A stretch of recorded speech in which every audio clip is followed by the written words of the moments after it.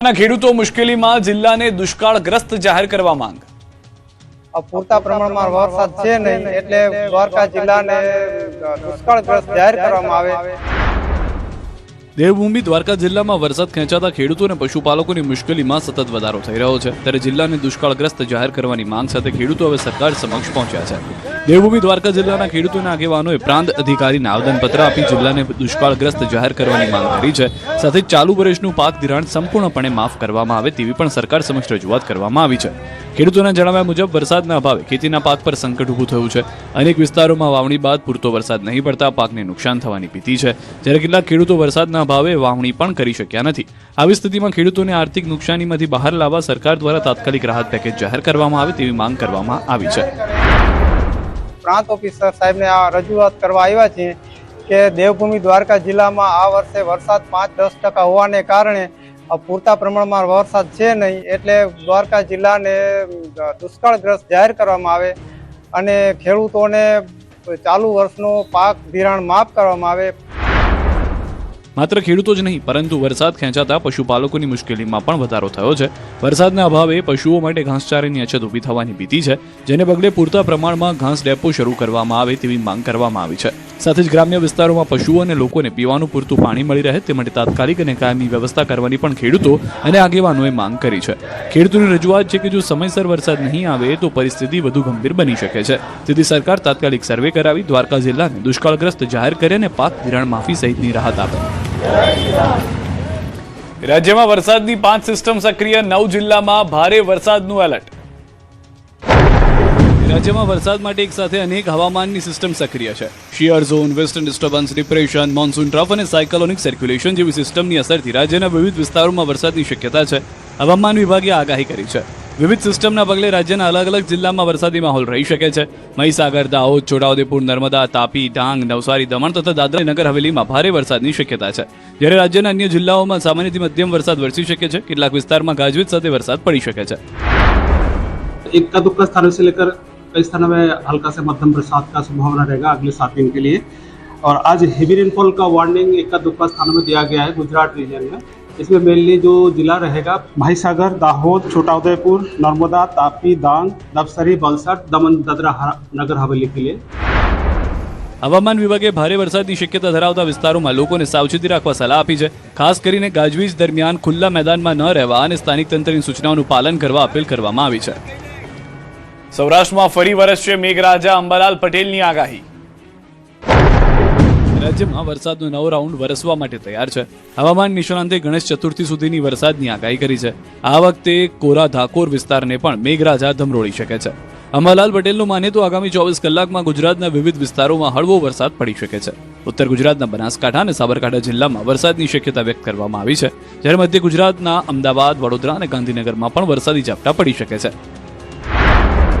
Trough જે છે monsoon એ ધીરે ધીરે ઉપર થતું જશે, એટલે દેશના ઉત્તરીય પૂર્વીય ભાગોમાં ભારે વરસાદની શક્યતા રહેશે, પરંતુ તે પૂર્વે હજુ આગામી 24 કલાકમાં ક્યાંક હળવા ભારે વરસાદ ઝાપટા થવાની શક્યતા રહેશે। સૌરાષ્ટ્રવાસીઓ માટે પણ સારા સમાચાર છે। દ્વારકા, જામનગર અને પોરબંદર સહિતના કોરા ઠાકોર વિસ્તારોમાં 28 ઓગસ્ટ બાદ વરસાદની શક્યતા વ્યક્ત કરવામાં આવી છે। દક્ષિણ ગુજરાતમાં પણ વરસાદી માહોલ જામે તેવી સંભાવના છે।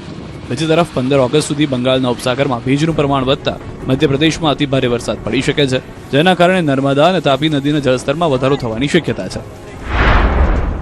બંગાળ ઉપસાગરના ભેજના કારણે અને મધ્યપ્રદેશમાં થતા ભારે વરસાદના કારણે નર્મદાનું જળસ્તર વધી શકવાની શક્યતા રહેશે, એટલે હજુ આ વરસાદ જે છે એ જ્યાં વરસાદ નથી થયો તેના માટે સારો છે। અંબાલાલ પટેલે ગણેશ ચતુર્થી દરમિયાન પણ ભારે વરસાદની આગાહી કરી છે। સપ્ટેમ્બરની શરૂઆતમાં અરબ સાગરમાં સિસ્ટમ સક્રિય થતા 6 થી 9 સપ્ટેમ્બર વચ્ચે વરસાદ પડી શકે છે। સાથે 17 થી 19 ઓગસ્ટ દરમિયાન હવામાનમાં પલટો અને સપ્ટેમ્બરમાં ગરમી વધવાની પણ અંબાલાલ પટેલે શક્યતા વ્યક્ત કરી છે। રાજ્યના અનેક જિલ્લામાં વરસાદી માહોલ, ક્યાંક ઝરમર, ક્યાંક ધોધમાર વરસ્યો। ગુજરાતના અનેક વિસ્તારોમાં ફરી મેઘરાજાની ધમાકેદાર એન્ટ્રી જોવા મળી છે। લાંબા વિરામ બાદ વરસેલા વરસાદથી ક્યાંક રસ્તાઓ પાણીમાં ગરકાવ થયા છે તો ક્યાંક ખેડૂતોમાં ખુશીનો માહોલ જોવા મળ્યો છે। ગોધરા શહેર સહિત આસપાસના ગ્રામ્ય વિસ્તારોમાં વહેલી સવારથી ધોધમાર વરસાદ વરસ્યો। ભારે વરસાદને પગલે શહેરના અનેક માર્ગો પર પાણી ભરાઈ ગયા। વાવડી, ખુર્દ, વાવડી, બુજર્ગ અને ગુદકપુર, પોપટપુરા, છબનપુર અને દરુનિયા સહિતના વિસ્તારોમાં પણ વરસાદ વરસાયો, જેના કારણે સવારથી વરસતા વરસાદને પગલે જનજીવન પર અસર જોવા મળી.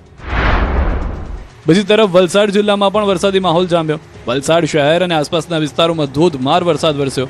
ધરમપુર, કપરાડા અને નાના પોંઢા તાલુકામાં પણ છૂટો છવાયો વરસાદ નોંધાયો. મેઘબંડાણ સાથે પવિત્ર શ્રાવણ માસનો પ્રારંભ થતા વાતાવરણ ખુશનુમા બન્યું. વરસાદ ખેતીના પાક માટે અનુકૂળ રહેતા ખેડૂતોમાં ખુશી જોવા મળી રહી છે. બનાસકાંઠાના વડગામ તાલુકાના જલોત્રા ગામમાં મેઘરાજાએ ધમાકેદાર બેટિંગ કરી.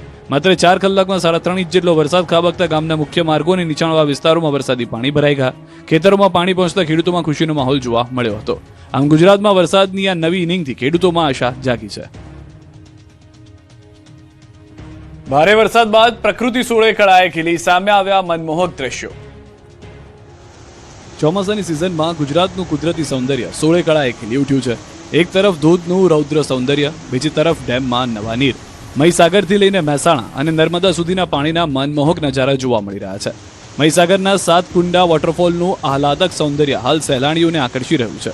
પહાડોમાંથી વહેતા પાણીના પ્રવાહથી 7 કુંડા સર્જાયા છે. ઊંચાઈ પરથી ધસમસતા પાણીના પ્રવાહથી અહીં મનમોહક નજારો જોવા મળી રહ્યો છે. ચોમાસામાં 7 કુંડા વોટરફોલનું રૌદ્ર અને રમણીય સ્વરૂપ જોવા મળી રહ્યું છે.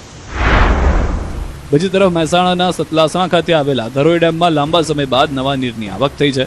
સાબરમતી નદી પર આવેલા ધરોઈ ડેમમાં 6,944 ક્યુસેક પાણીની આવક થઈ રહી છે. ડેમની સપાટી 606.54 ફૂટે પહોંચી છે, જ્યારે હાલ ડેમમાં 49.37% પાણીનો જથ્થો ઉપલબ્ધ છે. આ તરફ નર્મદામાં પણ સરદાર સરોવર ડેમની સપાટીમાં સતત વધારો થઈ રહ્યો છે. છેલ્લા 24 કલાકમાં ડેમની સપાટીમાં 67 સેન્ટીમીટરનો વધારો નોંધાયો છે. હાલ ડેમની સપાટી 134.49 મીટરે પહોંચી છે. સરદાર સરોવર ડેમની મહત્તમ સપાટી 138.68 મીટર છે. બનાસકાંઠામાં ઝરણા વહેતા થયા, અંબાજીમાં માઉન્ટ આબુ જેવો માહોલ. ગુજરાતમાં વરસાદી માહોલ વચ્ચે કુદરતે પણ જાણે સોળે કળાએ શણગાર સજાવ્યો છે. ક્યાંક ઝરણા વહેવા લાગ્યા છે, તો ક્યાંક વરસાદ અને ધુમ્મસે મનમોહક નજારો સર્જ્યો છે. બનાસકાંઠાના વડગામમાં માત્ર 3 ઇંચ વરસાદથી જ પાણીયારી પાસેના ઝરણા સક્રિય થઈ ગયા છે. ધસમસતા પાણી સાથે વહેતા ઝરણામાંથી સમગ્ર વિસ્તારમાં આહલાદક દ્રશ્યો સર્જાયા છે. વરસાદના પગલે કુદરતી સૌંદર્ય પણ ખીલી ઉઠ્યું છે. તો રાજકોટના જેતપુરમાં શ્રાવણના પ્રથમ દિવસે લાંબા વિરામ બાદ મેઘરાજાનું આગમન થયું છે. સવારથી વાદળછાયા વાતાવરણ બાદ બપોરે ધીમી ધારે વરસાદ વરસ્યો હતો. નવાગઢ, તીનબત્તી ચોક, ધોરાજી રોડ, ફુલવાડી, મોટા ચોક, સ્ટેન્ડ ચોક અને એમજી રોડ સહિતના વિસ્તારોમાં વરસાદ નોંધાયો.